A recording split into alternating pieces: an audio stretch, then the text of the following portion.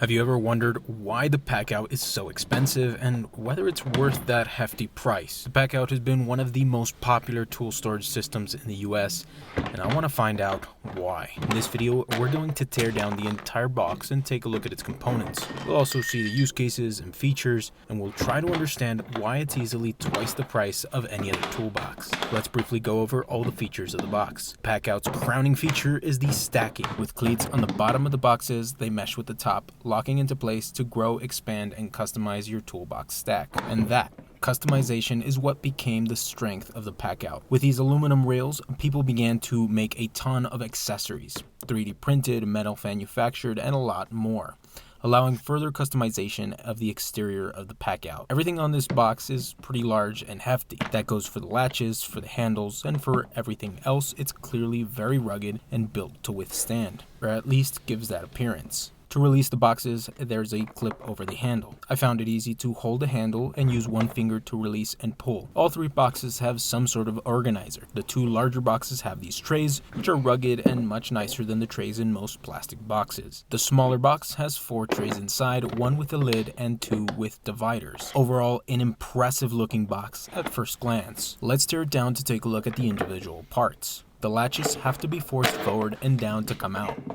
Most of the handles on this box are held in by friction fit rods, just like this handle, which has 2 rods. Again, the top handle has another 2 friction fit rods.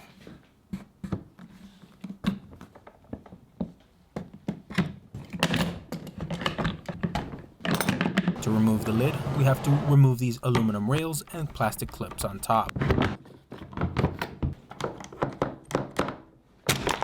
The rod on the lid is inset into the box, which is hard to reach, so I'm just going to cut a little bit into the box. Then it's just a matter of pushing and pulling it out. Same thing on the other side.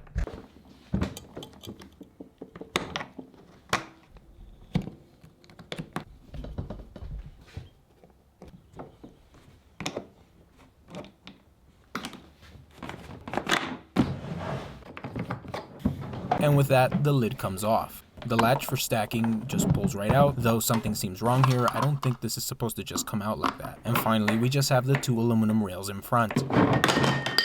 So this is everything the Milwaukee Packout is made of. We have here our largest piece, which is our main box.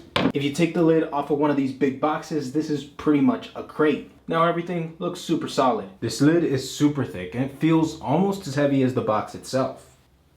The lid weighs almost 4 pounds, and the box weighs 5.7 pounds. Only 1.7 pounds more than the lid. In the entire box, there's only 4 screws on the top of each aluminum rail. A small Phillips head screw right here. Once you remove that from the top, the rest will slide right out. These aluminum rails are where you would typically add your accessories. They're quite thick and feel pretty strong. Other than those 4 screws, everything else is put together by these metal rods that are friction fit into all the parts. And another way things are attached are with clips. This one, for example, just clips right into the box with these 2 indentations here. Also, this hook just pulls right off. The handle just pulls right out once it's removed. The Packout has this feature where this hook, when you open the handle, holds the lid closed in case you forgot to latch it. However, these hooks are pretty small and thin for holding the entire weight of the box, and I doubt these will last. Let's put it back together.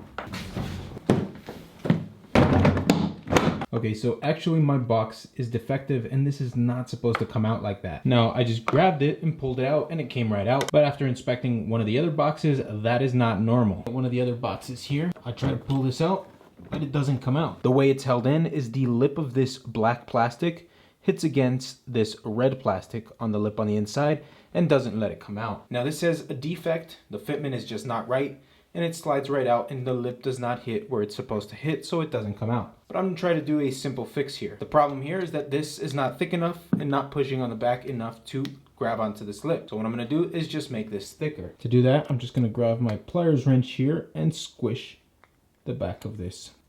Maybe a little bit here. If you see here, this is protruding out and so is this. I've squished these two. I simply squish right here. And now we have a bump there, making this thicker, and it should hook onto that edge now. Let's see if the fitment is right now. And it hooks onto that edge now. It doesn't come out even if I pull on it now. That was a pretty easy fix. Doesn't seem to be any tighter than the other ones. Seems to be a perfectly good fix. Now, of course, you shouldn't have to do these repairs, so that's a point against the fitment of the Milwaukee Packout. The other two latches on these other boxes are properly fitted. Besides that defect, overall it's clearly a rugged box, though I have some concerns.